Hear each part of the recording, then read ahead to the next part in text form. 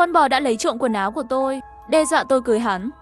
Thân chào cả nhà, không nên xem chùa đâu đó. Nhớ đăng ký, like, comment để ủng hộ team nha. Ngày kết hôn, tôi lột da con bò vàng, đắp lên người Ngưu Lang. Nếu không muốn làm người, vậy thì hãy làm một con vật. Ngưu Lang biến thành bò. Con bò vàng trở thành thịt trong bát của tôi. Ngày tôi kết hôn với Ngưu Lang, lão Hoàng Ngưu xông đến cao đường. Ngưu Lang cha mẹ mất sớm. Anh trai và chị dâu đuổi anh ta ra khỏi nhà. Nhiều năm như vậy vẫn sống chung với lão Hoàng Ngưu. Anh ấy nói tôi từ lâu đã coi con bò vàng là người thân. Ngưu Lang kéo ta muốn quỳ bái cao đường. Tôi không muốn quỳ xuống, đường đường là một tiên nữ, bây giờ lại bị phải quỳ xuống với súc sinh. Ngưu Lang khuyên tôi, lão Hoàng Ngưu cùng ta có ân cứu mạng. Ông ấy là cha mẹ tái sinh của tôi, cô và tôi là vợ chồng, sau này ông ấy cũng là cha mẹ của cô. Tôi nhìn anh ta một cách kỳ lạ. Làm cha mẹ tôi, hắn một con súc sinh cũng xứng. Ngưu Lang vừa muốn nổi giận, lão Hoàng Ngưu đến cắn một chân của hắn. Lắc đầu hắn nói nể mặt mũi của lão bò vàng. Không tranh cãi với tôi, chỉ cầu tôi đối xử tốt với lão Hoàng Ngưu sau khi kết hôn. Không có bò vàng, cũng không có duyên phận của cô và tôi. Thật là thú vị. Tôi là tiên nữ, hắn là người phàm, làm sao có thể có duyên phận. Lão Hoàng Ngưu cúi đầu không dám nhìn tôi. Ngưu Lang vừa định nói cái gì lại nuốt về. Sau này, cô sẽ biết. Hôm nay tôi đã chuốc say Ngưu Lang rồi. Đi qua nhà anh ta, ngay cả mặt đất trước cửa cũng đã lục hết rồi. Không tìm thấy gì cả. Lúc đó tôi muốn giết con bò vàng. Lúc này tôi nghe thấy giọng một lão bà. Cô đang tìm gì vậy? Vũ Y, tìm nó làm gì? Tôi quay lại nhìn con bò già đang gặm cỏ và nói. Về nhà, lão bò thở dài, có đàn ông có con. Đó mới là nhà. Trên trời không gọi là nhà. Ở lại đây không tốt sao? Ngươi sống tốt với Ngưu Lang, sau này sinh thêm 2 đứa nữa, không tốt hơn làm thần tiên sao? Không tốt chút nào. Thức ăn ở đây rất thô và khó nuốt. Quần áo ở đây làm cho làn da của tôi thô ráp và đau đớn. Tôi không biết làm ruộng, không biết nấu ăn, cũng không biết làm việc nhà. Bị nhốt trong 4 bức tường nhà, làm sao có thể so sánh với thần tiên vui vẻ. Đột nhiên tôi nghĩ đến câu nói của Ngưu Lang. Không có lão Hoàng Ngưu cũng không có duyên phận của chúng ta. Chẳng lẽ Vũ Y ở trên người lão Hoàng Ngưu? Tôi cầm dao ép hỏi Vũ Y của tôi con bò vàng già ở đâu. Nó sống chết không nói, thay vào đó, nó cố gắng khuyên tôi. Phụ nữ, điều quan trọng nhất là kết hôn với một người đàn ông có tình cảm. Ngưu Lang nặng tình nặng nghĩa, việc gì cũng biết làm. Tại sao cô lại khổ? Người chính là tiên nữ cũng phải kết hôn sinh con. Cô không thể sống một mình, nhìn đàn ông chịu khổ. Cô cái gì cũng không làm. Ở làng của chúng tôi cơ ra ai thèm cưới đâu. Chỉ có Ngưu Lang mới không ghét cô. Tôi không thể nghe nữa, cắt lên da bò vàng một nhát. Nếu không nói, tôi sẽ lột da ông. Lão Hoàng Ngưu ngoan cố lắc đầu. Tôi đều vì tốt cho cô. Vì lợi ích của tôi, họ đã giấu quần áo của tôi. Bây giờ tôi sẽ lột da con bò vàng. Đêm nay tôi không phải tiên nữ, mà là một phụ nữ lột da bò. Con bò muốn chạy trốn, bị tôi kéo dây về. Bắt đầu lột. Đôi mắt của lão Ngưu đều là nước mắt. Chân trước khuỵu xuống, quỳ với tôi. Hắn đang cầu xin tôi đừng giết hắn, nhưng tôi đã làm. Hắn thật là xấu xa. Mấy lần tôi đều thấy hắn lén nói chuyện với Ngưu Lang. Thậm chí Vũ Y của tôi cũng là hắn chỉ điểm Ngưu Lang lấy trộm. Lão Hoàng Ngưu nhà tôi mở cửa phá tường. Nghe nói một số quái vật sinh ra kỳ lạ, có thể nuốt hết mọi thứ vào bụng, nhổ nó ra khi sử dụng. Tôi nghi ngờ Vũ Y bị hắn nuốt vào bụng, nhưng tôi không tìm thấy Vũ Y. Thay vào đó, tôi tìm thấy một con quái vật, đầu bò thân người. Tôi đem da bò phủ lên người Ngưu Lang. Da bò bị mắc kẹt trong thịt, trần truồng bên ngoài, da mọc một lớp lông vàng. Ngưu Lang gào thét tỉnh dậy. Đầu hắn có sưng, miệng dần dần lồi về phía trước, cánh tay trở thành chân trước, chân trở thành hậu chân sau. Ngưu Lang biến thành một con bò. Tôi nhanh chóng trói con bò lại, xỏ lỗ mũi bò sạch sẽ, dây thừng và chuồng bò làm sẵn. Tôi kéo con bò, áp chế nó hỏi Vũ Y của tôi, anh để ở đâu? Nói cho tôi biết tôi sẽ giữ mạng lại cho anh. Ngưu Lang gầm gừ kêu lên, chết không thừa nhận. Tôi đã cười. Tôi kéo xác con bò vàng tới đây, cắt thịt và xương trước mặt Ngưu Lang, ném thịt đã trọn vào nồi để nấu. Ngưu Lang ngu ngốc kêu lên, đau lòng. Tôi hỏi lại anh ấy Vũ Y của tôi. Lần này hắn ngu ngốc mắng tôi ác độc, nguyền rủa tôi sẽ không bao giờ tìm thấy Vũ Y. Chuyện sau này tôi không biết, nhưng bây giờ chính họ mới là người chịu khổ. Thịt bò thơm quá, tôi ăn rất ngon trước mặt Ngưu Lang. còn hảo tâm rót cho hắn một bát. Thịt bò bổ máu, bổ sung máu bò, súp thịt bò bổ sung lá lách và dạ dày. Bò thông linh có vị ngon nhất, ăn có thể kéo dài tuổi thọ. Thành yêu thành tiên, chồng có thể nếm thử. Ngưu Lang chỉ là hận thù nhìn chằm chằm vào tôi. Tôi cẩn thận lấy lại cái bát, vỗ trán buồn bã nói ôi trời, chồng đều là tôi không tốt, quên mất bây giờ anh là một con bò, không thể ăn đồng loại không ăn. Đáng tiếc là thịt bò ngon như vậy, đáng tiếc không thể sớm biến người thành trâu, nếu không gia đình ba người nhà các người sẽ nhanh chóng được ở bên nhau. Tôi từ một đống thịt bò vụn chọn ra con quái vật nhỏ bé đó. Người và súc sinh, các người thật kinh tởm. Điều kinh tởm hơn là họ còn muốn hại tôi nữa. Một người một con bò ở bên nhau không phải là được rồi sao? Ngưu Lang đơ người một cái móng guốc giơ lên treo lơ lửng trên không trung. Khuôn mặt con bò đó bị sốc, bối rối và không biết phải làm gì. Sau đó là những tiếng thét đau lòng. Ha ha ha, tôi cười. Chính là thích xem loại tình yêu tàn bạo này. Ngày hôm sau tôi chia thịt bò cho dân làng. Mọi người ăn, miệng đầy dầu, bụng căng tròn rồi. Lúc này họ hỏi về Ngưu Lang. Tôi tùy tiện nói đối lừa họ cho qua chuyện. Trưởng thôn cứ luôn hỏi, lão nhị đâu? Các người lấy thịt bò ở đâu vậy? Chị dâu của Ngưu Lang cũng đã nếm qua rồi. Các người sẽ không giết con bò đó chứ? Vậy thì không được. Sau này làm việc ở nhà đều phụ thuộc vào nó. Tôi giải thích nhẹ nhàng. Con bò già quá già để làm việc. Phu quân cảm thấy không bằng giết ăn thịt, mua thêm một con bò tốt. Lòng mắt trắng của chị dâu liếc nhìn lên trời. Thằng hai có tiền mua bò, đừng nói ăn cắp hay cướp đấy chứ. Ngưu Lang của thật không có tiền, hắn cũng ăn cắp đồ. Nhưng tôi vẫn là tốt bụng giải thích. Bóc một vài chiếc lá vàng từ tay áo. Anh ấy không có tiền, nhưng tôi có tiền. Mắt của dân làng đều nhìn không chớp, đều hâm mộ Ngưu Lang cưới một cô con dâu tốt. Bò vàng trong sân kêu lên, lo lắng quay đi quay lại. Nhưng không ai hiểu. Trong 4 người chỉ có tôi đến xem, còn lại họ đều cười không nhìn qua. Sau này mọi người dùng bò, cứ đến mượn. Con bò này còn trẻ, có thể làm việc. Từ nay về sau, chỉ cần trong làng mở miệng đều có thể đến mượn bò. Bất kể ai đến, tôi đều cho mượn. Ngưu Lang gọi trời trời không nghe, gọi đất đất không linh. Và tâm trạng của tôi ngày càng tốt hơn. Ngân nga một bài hát rắc muối lên vết thương của Ngưu Lang. Một nắm lớn có thể ướp cả con bò. Sau khi rắc muối thì đổ nước ớt. Nhìn Ngưu Lang nằm trên mặt đất kêu la. Cũng không thể biết. Bò vàng la hét mắng tôi. Cô không phải là tiên nữ. Cô là yêu nữ, cô là phù thủy, cô tàn sát người phàm, giết người vô tội, không được chết tử tế. Sớm muộn gì cũng sẽ có báo ứng. Mỗi ngày phơi nắng ngược đãi Ngưu Lang. Những ngày nhỏ của tôi rất hạnh phúc. Nhiều ngày Ngưu Lang không xuất hiện, gây nghi ngờ trong làng. Đặc biệt là chị dâu, chị ta mỗi ngày đến hỏi Ngưu Lang. Tôi đã tìm đủ mọi lý do rồi. Cuối cùng chị ta cảm thấy có gì đó không ổn, đưa dân làng đến chỗ tôi để chất vấn. Cô đen Nhị Lang, sao thế? Nhị Lang không bao giờ thấy đi làm cả, cũng không vào núi săn bắn. Từ khi hai người kết hôn, Nhị Lang chưa từng xuất hiện. Cô là một người phụ nữ vừa kết hôn, trông lại xinh đẹp như vậy, Nhị Lang sẽ không yên tâm để cô ở nhà một mình. Hắn đâu? Dân làng hung dữ vây quanh. Từng cái một trong mắt lóe lên tham lam. Tôi nghe thấy tiếng nuốt nước miếng. Có người chạm vào mặt tôi, có người kéo quần áo của tôi, có người ôm eo tôi. Trong đó có đại ca của Ngưu Lang. Đứa con thứ hai thật là may mắn, cưới được người phụ nữ xinh đẹp như nhìn vậy. Mặt này kìa, mẹ chồng tôi lại sinh thêm 18 lần nữa cũng không kịp. Eo thật nhỏ, tôi chưa bao giờ thấy eo nhỏ như vậy. Một phụ nữ đẹp như vậy, ngủ cùng một lần chết cũng đáng. Có vẻ như họ không chỉ tìm kiếm tiền của tôi, người còn muốn tôi. Họ nghĩ rằng tôi chỉ một người phụ nữ yếu đuối, không thể làm gì cả, nhưng thật đáng tiếc. Họ sai rồi.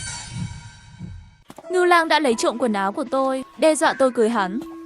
Ngày thành thân đó, tôi lột ra con bò vàng, đắp lên người Ngưu Lang. Nếu không muốn làm người, vậy thì hãy là một con vật. Ngưu Lang biến thành bò. Con bò vàng trở thành thịt trong bát của tôi. Ngưu Lang biến thành bò vàng nhìn tôi. Hiện tại con bò rất vui mừng cứ kêu lên. Hắn nói báo ứng. Không Vũ Y, cô không là gì cả. Cô không biết gì cả, ngay cả sống sót cũng khó. Đến lúc đó ai cũng có thể cưỡi trên đầu cô, đánh bạn mắng bi câu, xúc phạm cô, thậm chí có thể bị bán vào kỹ viện. Ngàn người cưới vạn người nếm thử. Hắn không biết gì về tôi.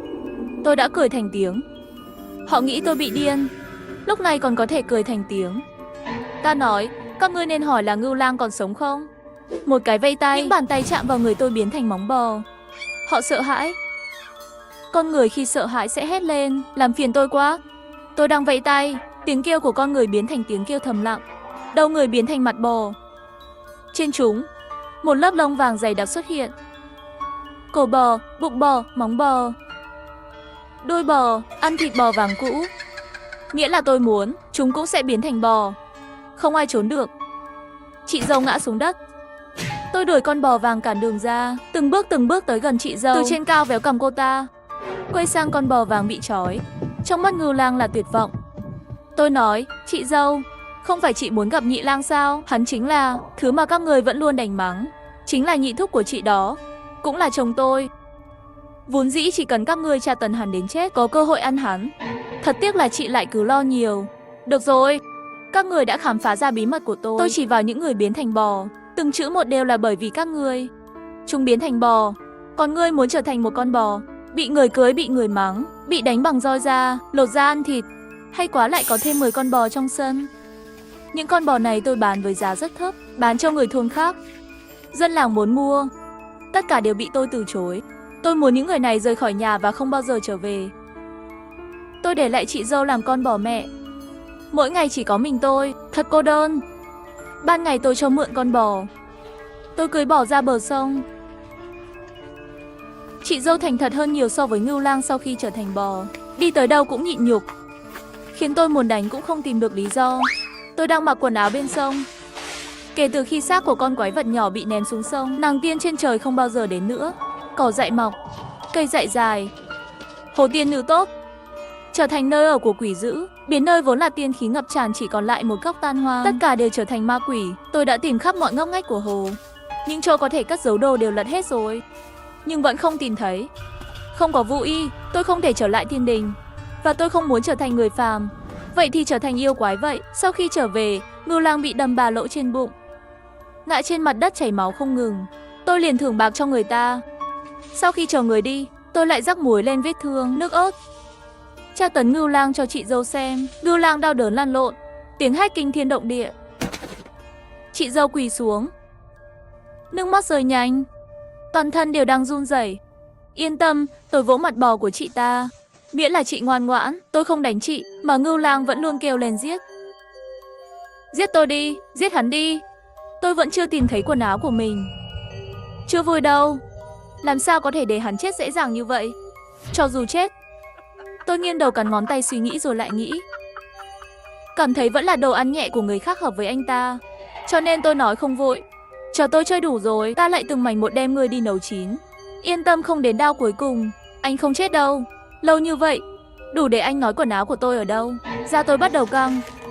Không tìm thấy quần áo nữa, toàn bộ cơ thể tôi sẽ bị hỏng thành một vũng bùn. Thật phiền phức, sớm biết như vậy. Đáng lẽ hôm đó tôi không nên hứa với chức nữ cùng cô ấy đi tắm. Hôm đó chức nữ hào hứng chạy đến. Tiểu Loa, chúng ta đã tìm được một nơi tốt để tắm, muốn đi cùng không? Tôi ngay lập tức hứng thú. Ở đâu vậy? Chức nữ nói ở thế gian. Lúc đó tôi hơi do dự. Dù sao tôi cũng là người trên trời, chưa bao giờ đến thế gian. Nghe nói khí độc của thế gian rất nặng, tiên nhân ở lâu sẽ bị nhiễm hồng trần biến thành phàm nhân. Tôi vất vả làm mới từ một người vô tri vô giác, tu thành tiên, không muốn trở thành người phàm. Sau khi chức nữ biết mối quan tâm của tôi, cười véo mặt tôi. Tiên nhân chúng ta ở thế gian mới có thể trở thành người phàm. Cô vốn là đã thành tiên, muốn biến thì biến thành yêu. Đến lúc đó ai bắt nạt cô thì cô ăn thịt họ. Quái vật trên thế gian là ăn thịt người. Cuối cùng tôi cũng đồng ý đi. Tắm ở thiên hà không được sao? Thật không được. Trong thiên hà có một nguyên soái thường trốn dưới đáy sông, chờ các nàng tiên tắm, đôi khi còn biến thành bùn hoặc rắn. Bò qua lại, tiện nghi đều bị hắn chiếm. Hắn vốn là quản lý thiên hà, các chị em chỉ dám tức giận chứ không dám kiện nói. Cáo cũng không giúp được gì, dần dần cũng không đi nữa. Tôi là ốc đồng dưới đáy sông thiên hà. Kể từ khi tu thành tiên đến nay, lâu rồi tôi không cởi vỏ ốc ra và rửa kỹ rồi. Sợ bị người ta nhặt vỏ ốc, lộ ra da thịt. Vỏ ốc là quần áo của tôi, cũng là nhà tôi, đó là áo giáp của tôi. Không có vỏ ốc, tôi sẽ chết. Trên trời một ngày, dưới đất một năm. Cũng may là ở trần gian. Nếu ở trên trời, tôi đã mất vỏ ốc lâu như vậy, từ lâu đã thành thịt khô rồi. Tôi lại hỏi về quần áo của tôi. Ngưu Lang từ chối giao ra, toàn thân trên dưới chỉ có một cái miệng bò chết cứng. Quần áo, cô sẽ không bao giờ nhận được. Ta muốn người vĩnh viễn thối giữa chết ở thế gian. Có khí phách, tôi rất thích. Rồi tôi xé một miếng da bò ra. Tiếng bò kêu đều đau đớn. Tôi cười hì hì. Thủ hạ lại không ngừng xé một cái. Hỏi xem quần áo của tôi đâu. Trả lại cho tôi hứa sẽ không giết anh. Không trả lời tiếp tục xé. Xé không đủ, lấy dao, từng cái một. cắt xuống.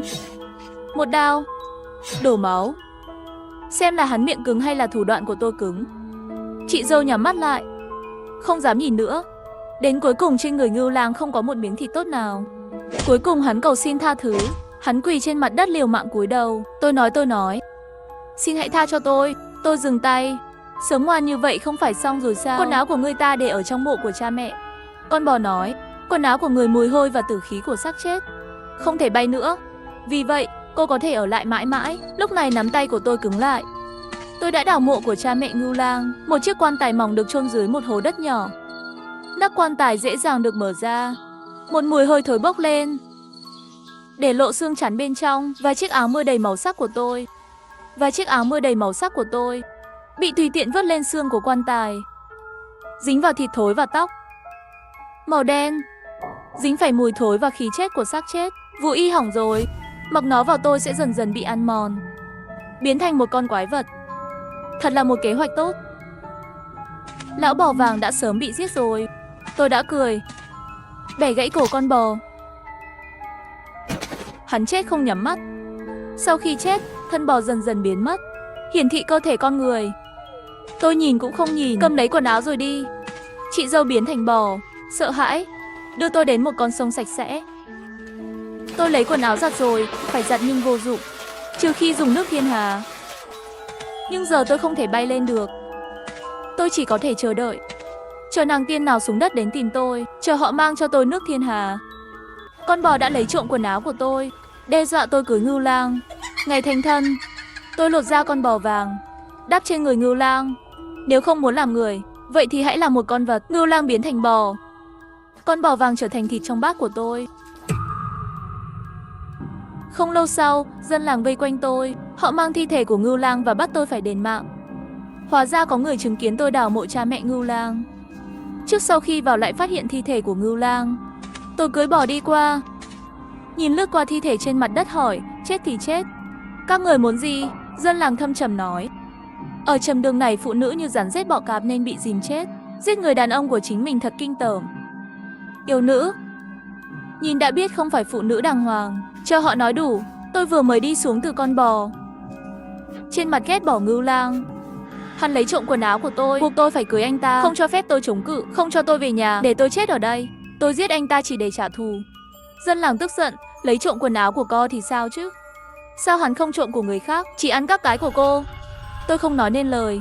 Tôi bị dân làng bắt, bị họ đẩy vào một căn nhà nhỏ tồi tàn. Chờ những người khác đi. Thôn trưởng cười hì hì đưa tay về phía tôi. Chỉ cần nghe lời tôi, ta bảo đảm ngươi không chết. Thằng nhóc nghèo Ngưu Lang muốn gì cũng không có. Tôi khác. Tôi là trưởng làng, tôi có thể cho cô bất cứ thứ gì cô muốn. Bàn tay tôi thô ráp làm mặt tôi đau. Phải không? Nụ cười quyến rũ của tôi. Trưởng làng bị tôi mê đến ngất xỉu. Vậy tôi muốn mạng ông. Cho không? Tôi đột nhiên đổi mặt, nghiêng đầu mở miệng. Ha ha ha, tôi cắn đứt tay trưởng thôn rồi.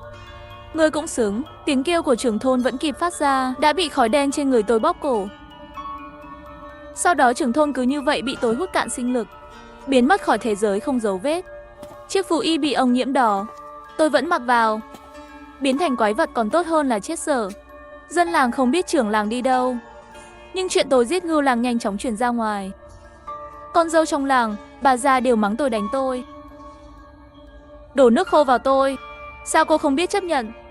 Không phải phụ nữ đều đến đây như vậy sao? Cô chính là thiên kim đại tiểu thư. Bị đàn ông nhìn thấy thân thể cũng đã thành một đôi giày hỏng rồi. Họ từng người một mặt vàng, cơ thể gầy gò, nhìn thấy rõ sự thống khổ. Rõ ràng là họ không bị đánh ít hơn, nhưng đánh mắng tôi một chút cũng không giúp gì cho đám đàn ông thất bại đó cả. May mà tôi đã mặc vũ y, không đau không ngứa, chỉ lặng lẽ nhìn họ. Trong lời nói của họ, tôi phát hiện ra một điều kỳ lạ.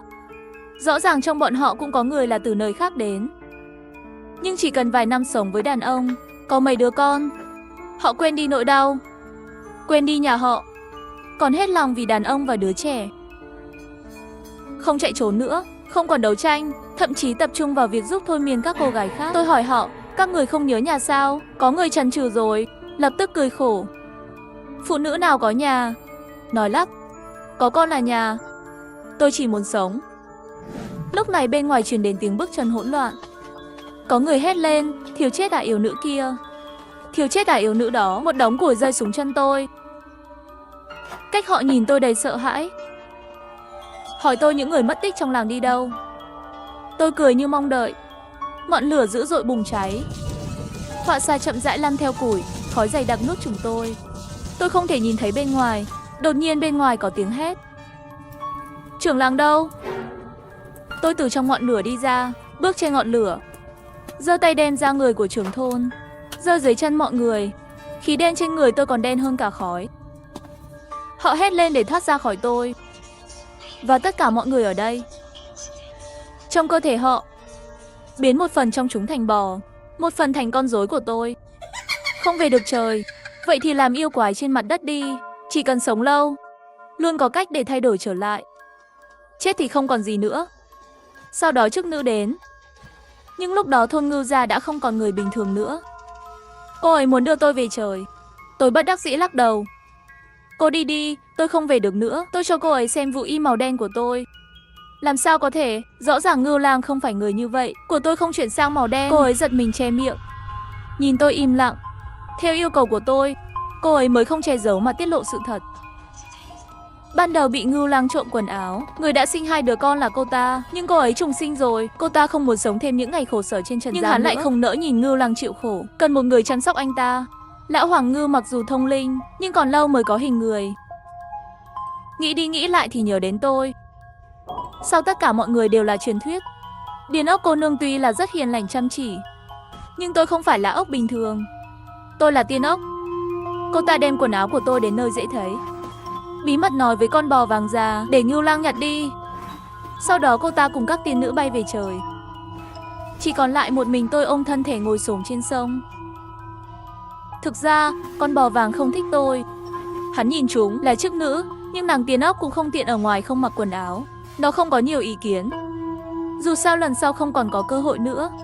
Sau khi nghe được sự thật như vậy, trái tim tôi bất ngờ bình tĩnh. Tôi chỉ có một yêu cầu với trứ nữ, mang theo nước thiên hà. Trứ nữ do dự. Tôi vỗ con bò bên dưới, cười tùy tiện. Hảo chức nữ, cô phải nhanh lên, nếu không tôi không thể kiểm soát được bản thân. Tôi sẽ hút hết sinh lực của mọi người ở đây, mọi sinh vật sống. Không đủ, tôi sẽ tiếp tục đi. Ra bên ngoài, gà chó không giữ lại, và họ đều là do cô hại chết. Ai bảo cô đẩy tôi ra? Ai bảo cô không mang nước thiên hà tới sớm hơn? Cô chính là muốn tôi đại khai sát giới, pha gơ phơ và cũng không đúng. Nghe thấy vậy trừ nữ vừa mắng tôi là người điên, vừa gọi các tiên nữ khác đến. Chân các tiên nữ dẫm lên mây tốt lành, bình ngọc trong tay nghiêng. Bầu trời và nước vô tận cuốn trôi chiếc vũ y màu đen của tôi. Từng tầng khói đen bốc ra, chìm xuống đất, biến thành cát bụi. Và tôi lại bay lên, trở lại bầu trời. Tôi bị tống vào tù, bị sét hành hình sét đánh. Tôi đã phạm vô số tội lỗi trên trần gian. Ngay cả khi có lý do, hành sáu không thể kiểm soát nên phạt cũng là phải phạt. Tôi đem thân thể trở lại trong vỏ ốc và nhắm mắt lại. Thế sự xoay vần, nhân gian không còn truyền thuyết về Ngưu lang chức nữ nữa. Thay vào đó là câu chuyện về người phụ nữ lột da bò. Truyền thuyết kể rằng người phụ nữ lột da này là tiên ma trên trời, bị người phàm tra mi phục khi tắm. Cô ta giả vờ đồng ý kết hôn, nhưng lại lột da chú rể vào đêm kết hôn, tiêu diệt cả làng. Người lớn dùng câu chuyện này để dọa trẻ con. Đừng bao giờ tùy tiện nhặt phụ nữ, nếu không người tiếp theo bị lột da sẽ là bạn.